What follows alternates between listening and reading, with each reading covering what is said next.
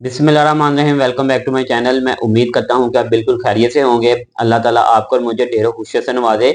आज का मेरा एक ही टॉपिक है, बट उसके अंदर मैं आपको काफ़ी कुछ चीज़ें बताऊंगा कि इस टाइम आपकी न्यू रजिस्ट्रेशन ज़रूरी नहीं है। एक बात सेकंड, इन्होंने लाहौर चैम्बर ऑफ कॉमर्स में जो नई रजिस्ट्रेशन के ऊपर इन्होंने चेंजिंग की है उसके ऊपर मैं आपको एक्सप्लेन करूंगा कि क्या चेंजिंग की है। चलें चलते हैं अपने मेन टॉपिक के ऊपर। सबसे पहले मैं आपको ये बताऊं, ये राइट टाइम नहीं है आपकी न्यू रजिस्ट्रेशन का। क्यों जरूरी नहीं है ये मैं आपको बताता हूं कि देखिए, आज है 10 मार्च। आप इसको टॉप प्रायोरिटी पे होता है कि 2 दिन में भी इसकी रजिस्ट्रेशन हो जाती है, 15 दिन में भी हो जाती है और 1 माह 1.5 माह में भी हो जाती है। ये फीसिस के ऊपर डिपेंड करता है, आप लोगों को पता ही है। तो ये इस वजह से इस टाइम जरूरी नहीं है। आज 10 मार्च है, आप इसको टॉप प्रायोरिटी पे करवाते हैं अर्जेंट बेसिस पे, लाइक 2 डेज 15 डेज। तो आप लाइक 2 डेज या 15 डेज में भी करवाते हैं तो आपका 31 मार्च वाले दिन जो है ना वो फिर सर्टिफिकेट एक्सपायर हो जाएगा। आपको उसके फिर रिन्यूअल करवानी पड़ेगी। यानी कि जब आप न्यू रजिस्ट्रेशन करवाएंगे ना, तो उसने आपको जो सर्टिफिकेट प्रोवाइड करना उस पर लिखा होगा कि 31 मार्च 2025 तक ये वैलिड है, उसके बाद एक्सपायर हो जाएगा। आपको फिर ये दोबारा से उसकी फीस रिन्यूअल की जमा करवानी पड़ेगी। लेकिन हाँ, इसमें एक बेनिफिट जरूर है कि आप अगर अभी रजिस्ट्रेशन करवाते हैं तो आपका Lahore chamber of commerce and industry में ये जो भी 2025 तक की वैलिड है, वो ईयर भी आपका काउंट हो जाएगा कि आप जो है ना उसमें पुराने मेंबर हैं।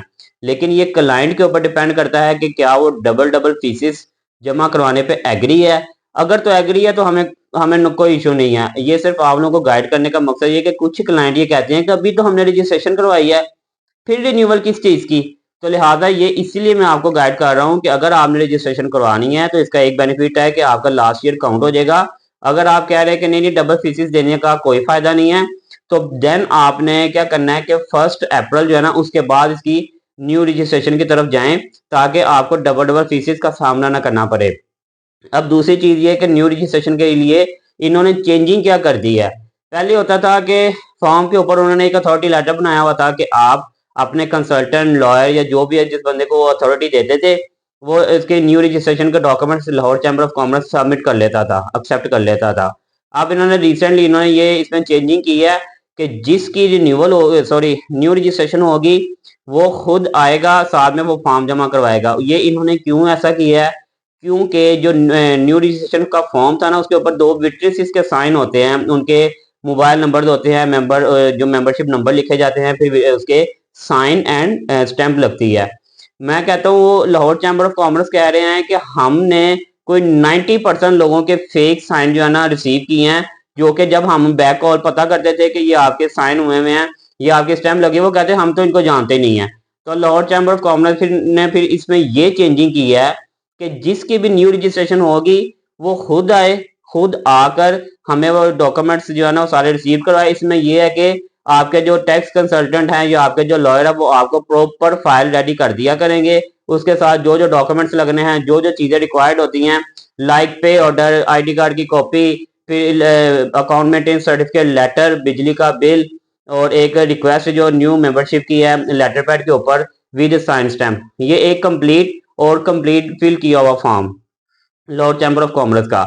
तो ये आप लोगों को फिल कर दिया करेगा कंप्लीट एक, यानी कि इसकी रजिस्ट्रेशन के डॉक्यूमेंट्स के साथ आपको कर दिया करेगा। ये आपको खुद जाकर जमा करवाना पड़ेगा। वहां पे जस्ट 2-4 मिनट 5 मिनट की बात होती है, वो जमा कर लेते हैं।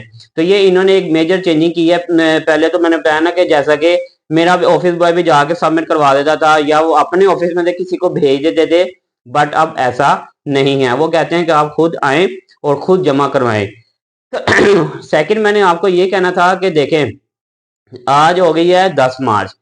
जिस बंदों ने भी रिन्यूअल्स करवानी है टाइमली करवा दें। उसकी रीजन ये है कि देखें, 31 मार्च को एक्सपायर हो रहे हैं ना, तो 31 मार्च 1 अप्रैल ये ईद के डेज आ रहे हैं, और वैसे भी संडे, सैटरडे संडे को तो गवर्नमेंट भी छुट्टियों का ऐलान कर रही है। आगे रश हो जाना है। आपसे यही रिक्वेस्ट है, अपनी renewals as soon as possible करवाएं, ताकि जो है ना आपको आगे प्रॉब्लम का सामना ना करना पड़े और ना हमें सामना करना पड़े जिन जिन की रिन्यूअल्स करवानी है। तो अपने ड्यूज क्लियर करें। रिटर्न्स की कॉपी आपके जो टैक्स कंसल्टेंट है वो साथ लगा देते हैं, वो जमा करवा देते हैं। अच्छा, एक और बात है कि सर्टिफिकेट सेम डेज में मिल जाता है, बट वो कार्ड जो होता है ना वो कहते हैं कि 7 डेज में या तो आपका कंसल्टेंट आके ले जाए या वो टीसीएस पे, वो एड्रेस पे टीसीएस करवा देते हैं।